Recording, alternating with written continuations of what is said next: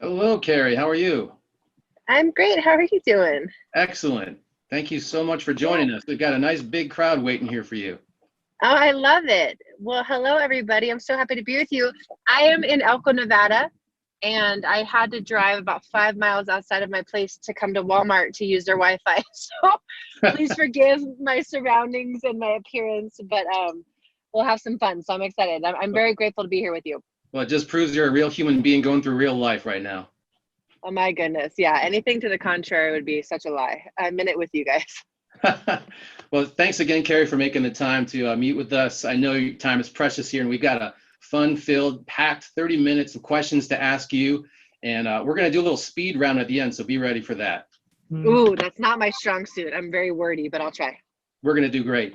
So I know I could take 30 minutes just talking about your bio, but I'm going to try to summarize it really quickly because we have people on board from all ages and all walks of life. So a little bit of background for Kerri, for the audience. Kerri is the Michael Jordan of volleyball, and I think we should probably change that to you're the Kerri of volleyball. We don't need to even Thanks, compare you to coach. another sport.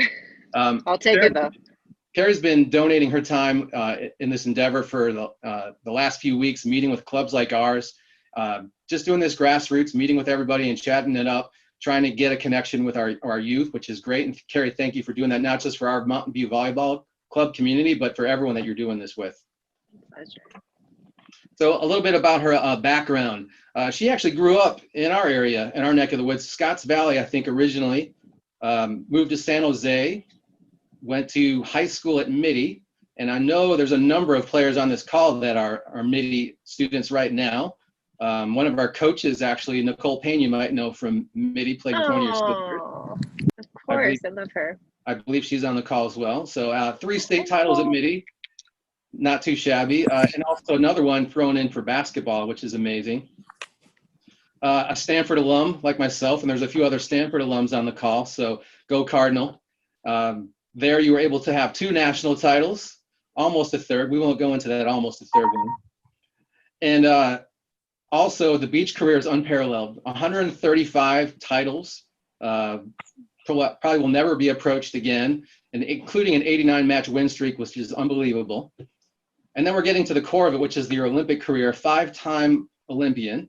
That in of itself is an accomplishment, let alone the fact that you've got 4 medals in the cart from that. And we also are hoping that you are a 5-time, not only a 5-time, but becoming a 6-time Olympian. Maybe throw one more medal in the cart for a good measure. I'm in. Kerri is doing some great things in the business world too. She and her husband, Casey Jennings, have started a new venture, not new anymore, started 3 years ago, called P1440, and we'll hear a little bit from Kerri about that towards the end of our chat. She's not only a great volleyball player and professional athlete, but just a super positive human being who's got a great family and just can't wait for our kids to hear you answer their questions. No, thank you, coach, very much for all that. Yeah. You make me want to go to the gym and go to practice and go be deserving of all those things you just said. But these meetings for me, I'll keep this brief, have been really special. And this sport has given me everything. Like you name it, it's given it to me, and it's made my life, so fulfilling. And so getting the chance to hang out with you guys, especially you guys from my hometown, from my hood, this is very special to me. And I will do my best with any question you have. But fundamentally, I am one of you. I am very proud to be one of you, to be chasing dreams within this sport, because this sport has given me all the learnings that I've needed to be successful in all facets of life. And I think that's what sport does for all of us. So let's have some fun. Excellent. Well said. So one of the main reasons I reached out to you is because I know that a lot of us are in a challenging situation right now. And if there's one person I know who can bring a positive outlook to anything in any situation, it's you. So given where we're at, what's the current situation, the shelter in place done for you in terms of giving you perspective, and how are you trying to make the best of it? It's pretty amazing because I fancy myself a pretty grounded, like emotionally stable human. And this has been very challenging for me. I'm for sure on a roller coaster. I have my good days, my bad days. There's not a lot of in between. And this is shocking to me. And so, but it's helped me to learn a couple of things about myself. And I think self-awareness is a key to self-mastery. And so there's for sure great things to look at in these challenging times. One of them is just, I really thrive on a schedule. My whole life, and this probably applies to all of you girls, and boys, you guys you're student athletes. you have your sport, you have your school, you have your social, you have your family, you have your faith, whatever your buckets are. We have all these things. And for me, all of those things weren't taken away, but they're just obviously severely restricted. And so I've found it an essential thing for me to do every day, to have a schedule, because then it'll get done. If I write it down, it'll get done. If it doesn't, it never gets done, 100%. And then for me, and I had this realization after maybe 10 Zoom calls, and we're pretty deep into these, and each one has been so special. But, I kind of do this thing like, who misses volleyball? Can you like raise your hands? Like, do you miss it more than you ever have in your life? Yeah, if I had 8 hands, I'd raise them up. I miss volleyball more than I ever have since I started. I didn't even know what I was missing. And that to me is lethal in the best way, because it's such a beautiful, like, motivating force to miss something and to want something. Because now when you go back to it, you'll be just motivated, you'll be appreciative, and you're just going to not take it for granted, which there's great power there. But also perhaps, in this downtime, you can just think about how you want to be when you come out of this. Maybe you were too uptight like I am, and you want to go have fun. The pressure's off now. Just go and have fun. Maybe you were a little bit too relaxed and now you want to be precise. Like, this is a time to daydream. And then when you do touch a ball in quarantine time, or you do work out with the focus of being who you want to be next time you go and compete. And there's a lot of fun things to do within that. But no, I'm struggling as well. But I think a good mindset in life, it just makes life tolerable, makes life beautiful, makes every ounce of pain worth it if you have purpose behind it. And I think it's our duty in times like these to find the purpose, and the meaning in for us. It's all different for each of us, but there's greatness to be had here for sure. Wise words. When you miss something, you get perspective on it, and that's what we're all getting right now, a healthy dose of perspective. Yeah, great. Use it. Thank you for that. So for myself, growing up, my sports idols were the sports I played in. Michael Jordan, everyone wanted to be like him. Karch Karai, everyone wanted to wear the pink hat, but nobody could really rep it like Karch. But now you are that for beach volleyball, and a lot of these girls on this call will be talking about the time they got to talk to Kerri Walsh. So tell me a little bit about what it's like to be in that role model position, and how do you treat it? Well, it's the most humbling thing ever. Part of it makes me a little bit insecure, because I just want you to know that I am full of flaws and faults, and my career has been very storied, but it's been really challenging, and I failed plenty. Like, I want to lead with that, so you guys know I'm just like you guys. And then on the flip side of it, it's so inspiring for me. It's like on the hard days, I have that extra motivation, because I do want to be that person. I want to be the Michael Jordan. I want to be the best me I can be. And I have this platform to do that. And it's so special. And so I take it with a lot of reverence. I had great, amazing role models when I was growing up, and I have them now. And the power they have to inspire me in my life, I do not take that for granted. And if I'm that for one person in the world, I want to, have reverence for that. And so to me, the level of accountability, having calls like this, it makes me have to walk my talk. What a beautiful gift. It's going to lead me to greatness. It also reminds me that in order to impact the world, I need to lead myself first. I have to be the change in the world that I want to see. I can't just talk about it. I can't read about it. I need to be it and embody it. And then, people will see what's possible. Maybe they'll be inspired by you. And so it's a beautiful thing to be a role model. And I look up to people who are 30 years younger than me. I look up to people who are 50 years older than me. It's just, there's so much greatness in every one of us. And I make it a job to look for the greatness in people. And certainly if people see that in me, it just makes me want to be that. Well, for sure, you're not just touching one, you're touching thousands and millions, and we appreciate it a lot. Well, thank you. It's an honor. Let's talk about competitiveness. You mentioned family, and I know from watching you play, whether you're at Stanford or beyond in the Olympics, or even just seeing your other family members, your sisters. I got my butt kicked in club by Casey several times. Cousins of yours. There is just a thread across your family of competitive greatness. How do you think that started, and how do you think what's that common thread? Man, it's for sure generational. It's for sure in our DNA. I haven't gone too deep in our history, but just as far back as my grandparents, both my grandfathers are in Hall of Fames, for their various sports. My mom played 3 sports in college. My father played 2 professional sports. All of my cousins so many of my cousins are gnarly. And even if they're not athletes, they're gnarly because we were raised with, if you're going to do something, you do it to win, and you do it the right way, period. And there's a lot of joy in that. And for me, my parents played competitive sports throughout my entire childhood. And so every, like, twice a week, and then on the weekends, my brother, my sisters and I would go, and my cousins would go and watch them compete. And they played to win, and they were so fierce at, like, and then on the opposite side of it, they were just had so much, they had so much fun in the pursuit of the win and the pursuit of excellence, that it just showed me the way. They're terrible losers. But the losses fueled them in a very positive way. And so I think it's such a gift to have role models in your life where you can look to, like, real life examples, because once it's done once, like, you can do it again. The impossible seeming things. And then if you have people who live their life in a powerful way, if you can just keep them in your mind's eye, they'll help you, guide you through your life. And so for sure, part of my process is finding those people who I find inspiration from. I'm an older athlete now, and I'm finding those people who don't believe in a shelf life, who believe greatness comes at all ages. I'm talking to all of you. Greatness comes in all ages. I don't care how old you are. You can be a freshman and you can be a leader on varsity. You can be wherever you are. It's your duty to bring all of yourself there.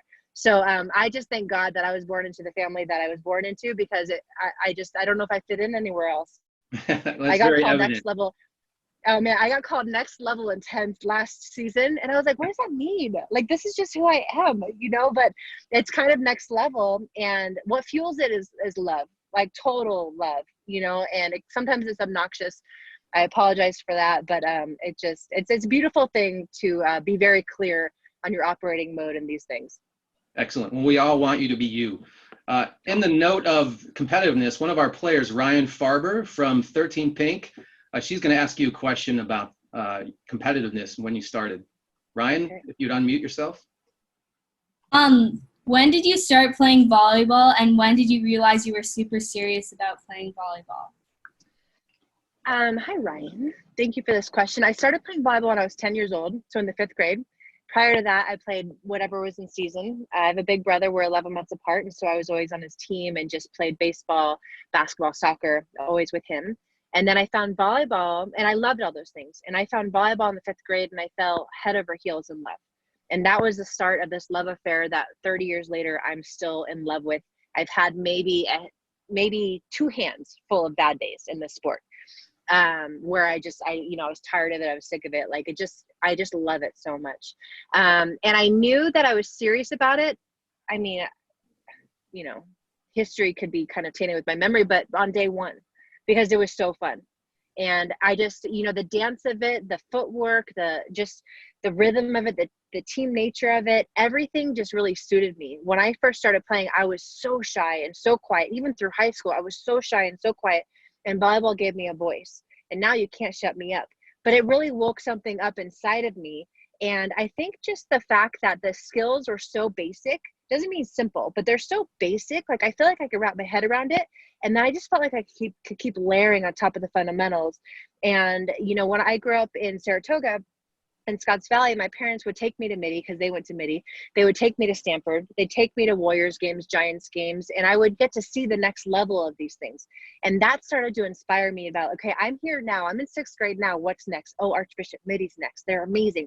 Let me go see that place. Okay, I'm at Midi now. What's next? Oh, Stanford's right down the street. Oh my gosh. So I think the seeds that are planted, during certain times in your life are very powerful. And for me, the seeds that were planted have just kept leading me onward in my path in volleyball, and I'm so grateful. But I was serious right away. I think I got serious probably in 6th grade. I was in club starting in 5th grade. I started feeling kind of competent when I was at Midi, but I'm still waiting to feel like I'm a good player. Thanks for that question, Ryan. And dovetailing right after that one, I think this next question from Natalie Chen from our 12s team, I think it fits right in. So Natalie, if you don't mute and ask your question. Who inspired you to be a volleyball player, and how does being an athlete make you a better person? And also, before a volleyball game, is there any way to calm down that you have a strategy? Okay, Natalie, you're gonna have to go back over the last 2. I already actually forgot. Okay, first one, repeat it. Who inspired you to be a volleyball player? Okay, so my mother inspired me. But fundamentally, it was the first sport offered at St. Mary's, my grammar school in Los Gatos.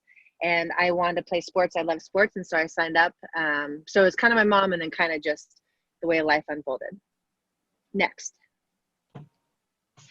How does being an athlete make you a better person? Oh man, sweetie, it's just, being an athlete, being on a team, being challenged, voluntarily putting myself in vulnerable situations. I've learned a lot about myself in this process of becoming the greatest that I can be. I've learned how to communicate. I've learned that I'm very tough and resilient. I've learned that there are no limits to the human spirit. I have traveled the world many, many times and seen different cultures. So I know the beauty of the world, and I know the beauty of different cultures. And I also know the power and the greatness of America. It's a beautiful gift to be able to chase dreams. My dreams started very young, and they fueled me.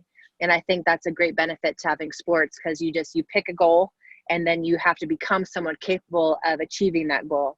And, I will pick goals for my entire life, because I just want to keep becoming more and more and better because of the goals that I choose. Volleyball has always given me that. So I don't have enough words. I could talk about this for 5 hours. But I think being on a team, fundamentally, it prepares you for life, whether you're going to be a doctor, whether you're going to be a singer, an artist, anything, a mechanic, it just prepares you to handle life and to be in the world and to be an asset in this world. And so sports has given me that. Great. Okay, last one. Wait, Natalie, the last one was a good one. Natalie, did you have another Volleyball piece to unpack, or could we move on? I have another one. All right. Nerves, yeah? Like, before a volleyball game, like, is there a way that, like, people get nervous? Is there a way that, like, calms, like, Yes. yourself down? Yes, darling. So first of all, I just want you to know that everyone gets nervous at every level. So don't feel like you're the only one being nervous. Like, something that makes me feel good is that when I'm nervous, I look at the other team, I'm like, oh my gosh, if I'm nervous, they're crazy. They're peeing their pants right now. And that makes me feel good for some reason. Something that I do is I try to frame things a little bit differently. Like, I'm always going for the win, right? And I'm always going for the perfect game, which is impossible. I've never had it. But what I learned to do, because I was feeling a lot of pressure, I was feeling a lot of anxiety, and I was talking to my performance psychologist, and I said, Doc, I'm in these moments pregame or in a match where there's just a lot of pressure and I'm really anxious and things are tight. And he's like, well, stop saying those words. Like, you're creating a vacuum of stress around yourself. So stop saying that. He's like, why don't you start saying things like, this is a competitive moment. You're there to compete. And the moment he said that, Natalie, it was such a liberating, like, stress relieving feeling, because I am a world-class competitor. I have good days in volleyball and bad days in volleyball, but every single day in volleyball, I know I can compete. And if you guys can learn to frame each opportunity to compete as I'm here to compete and give my best, that's what competition is. You're just there to show up with 100% of what you have. Sometimes you have a day where you have 50% energy, or you have a bum shoulder, whatever it is. Your job is to bring 100% of that 50% and just to compete and let it all hang out. And that really helped me. Something also that helped me was my partner for the Rio Games, April Ross. She's incredible. She's a great woman. Our first match together, we were the first seed. We were playing the lowest seed in the tournament. So in paper or in theory, it's the worst team. Terrible thing to think, but worst team. And I was so nervous. And I'm like, Ape, I'm so nervous. And she's like, you are? She's like, that's crazy. I'm like, yeah, my butterflies are going crazy right now. They're just ginormous. She's like, oh my gosh. She goes, you should name your butterflies. And I was like, what do you mean? She goes, well, if you name them, it'll be less scary. And then you won't be so nervous. I was like, great idea. She's like, you should name them Victory. And so now, before a game or during matches, when I'm feeling those butterflies, which is excitement and nervous energy, I'm like, victory is rising. Like, I'm alive and I'm ready. So if you can train yourself to frame things as I'm there to compete, that I'm not nervous, but I'm excited, and then just understand that everybody gets this way and feels this way. It's kind of just like a rite of passage for athletes. Hopefully that takes the pressure off. Frame it as excitement, not nervousness. It's okay. I had to talk to my butterflies right before this meeting, Kerri, so thank you for that. That was good. You're welcome. I'm sweating, good. so we're all in the same boat. So next topic has to do with time priority management. You've got a lot going on. Take us back to when you were at Stanford or thinking about going to Stanford. So we have a question from Gabby Lugo from our 16 Black team. She wants to ask about that. Okay. So my question was, what's it like balancing D1 volleyball and academics? All right, Miss Gabby. So I learned this the hard way. You know, when I got to Stanford, I wasn't the best student, but I was a great athlete. And so I kind of took myself out of the running for being a great student athlete, and I shouldn't have. And so learn that lesson for me. What you should know about the next level, hopefully it's the same at your high school, but they want you to succeed, and they will set you up with all the resources that you need to succeed. And had I not been so ashamed to need help, or I felt like everyone had it down, you know, everyone was just sailing through classes and I was the only one struggling. Had I known that it was challenging for everyone, because it's supposed to be, I would have raised my hand more and been like, hey, this class is hard for me. Can you get me some, you know, tutoring help? Or, hey, I'm having a tough time managing my course load. You know, what can we do? There are so many people there to help you, you know, walk your path of being a collegiate student athlete, even just a student, even just an athlete. They're there to support you. So just, you have to lean on those people, and you have to know, kind of same thing with on the court and off the court stuff, like raising your hand and saying, I need help, is one of the most genius moves you can do in life, because you only learn when you have the courage to ask a question, right? Like if we knew everything, like there's just so much to learn from everybody. So don't be afraid, have the courage to say, I need help, and be open to the wisdom and the genius of everyone else. If you go to class in college, you're going to pass. So go to class. That's like the hardest thing, because you have so much freedom, you know, and you're clear, you know, you have class once or twice a week, and your teacher's like, here, just get this done. You're like, oh my gosh, I have 2 weeks to get this done. No problem. All of a sudden you have like 3 hours. Go to class and just, and know your teachers, and you'll be good, you know. But you guys are obviously all high performers, right? You know what it takes to be great at anything. It takes consistency. It takes focus. And it takes showing up. And so if you do those things, you will have no problem. Thanks for that question, Gabby. So Kerri, from everything I've heard and read, seen a lot of your talks, I know you're extremely goal-driven, and who couldn't be in your position? May Corsello from our 16 Red team has a question for you about this.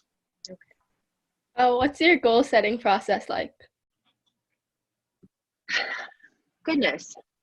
You know, it's so interesting, because so when you're an Olympian, or when you're like a high school athlete in college, I've lived my life in 4-year cycles, right?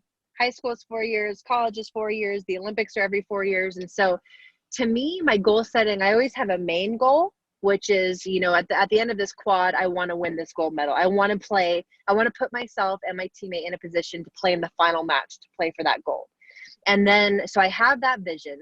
And then I set like little goals within each season, you know, like I want to make every Sunday, or, you know, I want to, you know, just kind of goals like that. And so I make a ginormous elephant-sized goal, and then I break it down into bite-sized pieces, you know, that go with season to season. Within kind of matches, what I've learned to do is to, I definitely pay attention to stats, my coaches do, and they kind of set out, you know, goals for me that are not what I'm hitting, but are very possible, you know, because you don't want to set unrealistic goals. You'll feel like a failure. So you want to set big but realistic goals, and then you want to surround yourself with a support system to help you achieve those goals. And I've been so blessed in my life at every level to have teams that have believed in me, that have pushed me, and that have helped me and our teams, you know, achieve these collective goals. So, but I think the number one thing is that you have to know what you're shooting for, because if you don't have a target, you're just going to be all over the place. And then on the way to that goal, you know what you want your destination to be, but be very loose and very flexible with how you get there. You know, I've had so many like definite, like defined plans on how I'm going to do this, A, B, and C, and then Z will show up before B, and, you know, X, and it's just all weird, because life is not linear. When you're chasing something, it's just things show up in life, in the sport itself. So know where you want to go, be undeterred, and then just keep your eye on that prize. But I think goal setting is beautiful. You know, on the hard days, I get asked a lot, how do you have motivation on the hard days? The number one thing I think of is, what do I want? Is taking this day off, is not getting out of bed right now, is putting this off going to help me toward the end goal? And if it's no, then I just, you know, I put my big girl pants on and I get to it. Thanks for that question, May, and great answer, Kerri. Speaking of goals, some people who also set goals are coaches, and we have a lot of coaches on this call. So I know you've had coaches influence your life greatly. We had Don Shaw in our club for a number of years. He helped kind He of kick it told off. me. I love him. and his son played at our club. So, you know, you've obviously been around some great coaches. Tell us, you know, how they've influenced you, how coaches influence you. And if you would throw in a couple nuggets, what do you want us coaches to do in terms of coaching our youth?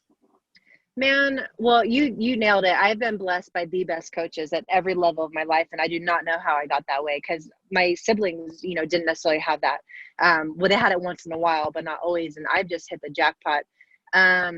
Some of my favorite things about my coaches, like craft-wise, every single coach worth their salt, in my opinion, just harps on the fundamentals. They develop their athletes. They don't develop the bright and shiny, you know, flashy things. They develop the boring foundational things that will allow the athletes to keep leveling up. That's a hard thing to do. That takes a lot of discipline for a coach, especially if you have raw athletes, or especially if your athletes are really good and you're starting at a high level. To keep refining the fundamentals is essential as far as I'm concerned. That's my number one focus at every single practice, is the fundamentals of volleyball. My favorite coaches also, I knew they cared.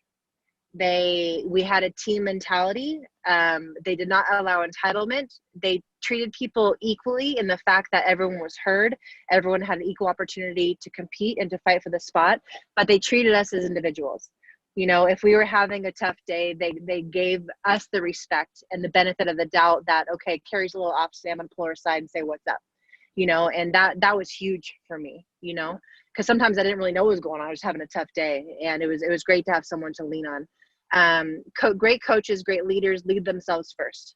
They have such a high level of accountability and a high standard for excellence within themselves that it makes me as a student and as an athlete respect them and to be like, aye, coach, I see that you're working your butt off, that you are doing what you're asking of me, and therefore I'm all in with you. That's really, really helpful.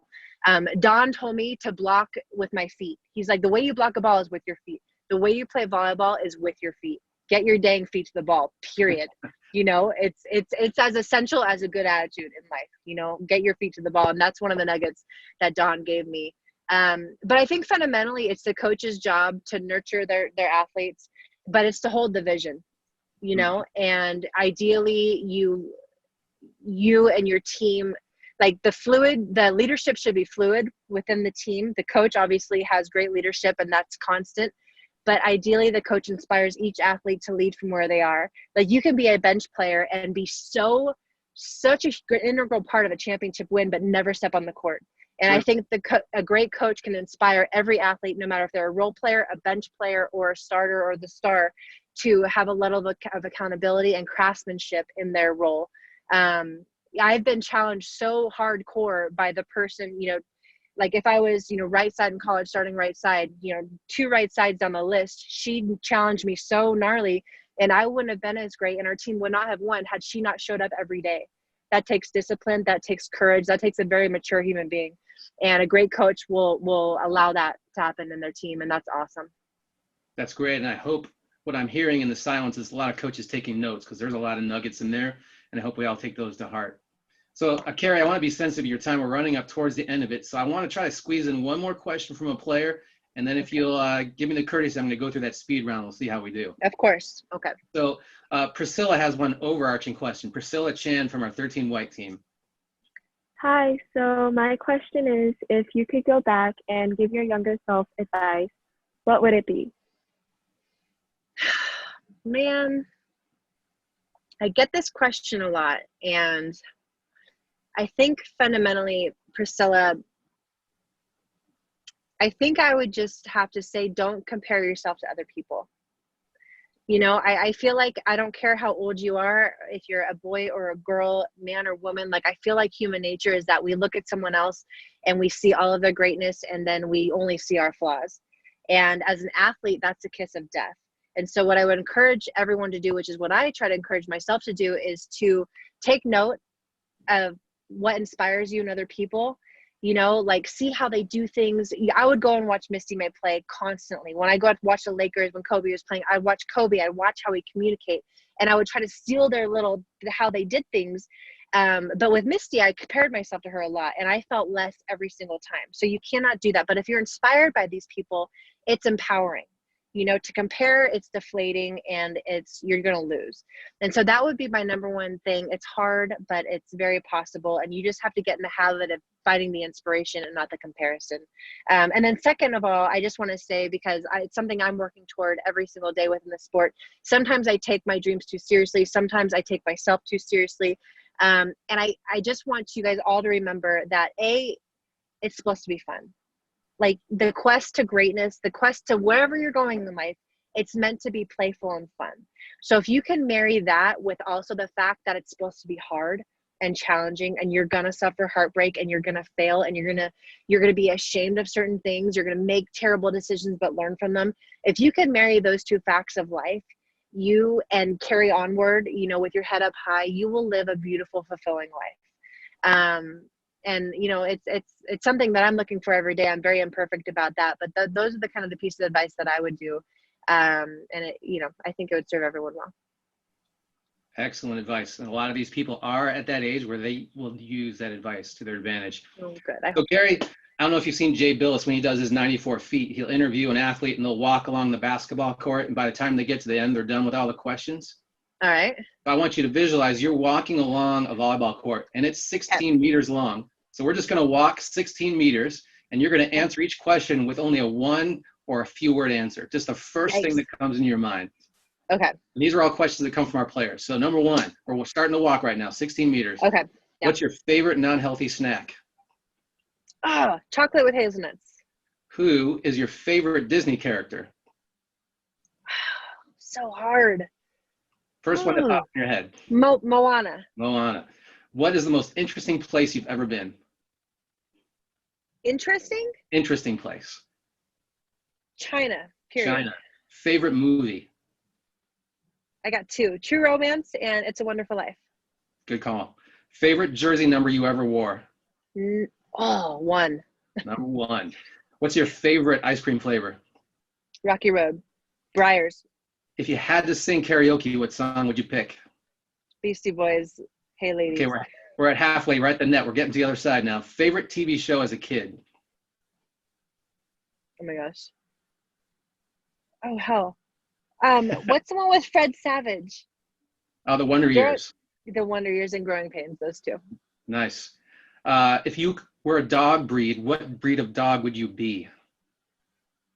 I'd be what we have now, which is Border Collie and Aussie Shepherd. Nice. If you could interview anyone, dead or alive, who would they be? Oh, I have so many. Jesus, Pope John Paul, Theodore Roosevelt, my Nana. Yeah, I got a long list. That's a good list right there. Favorite celebrity that you follow on social media?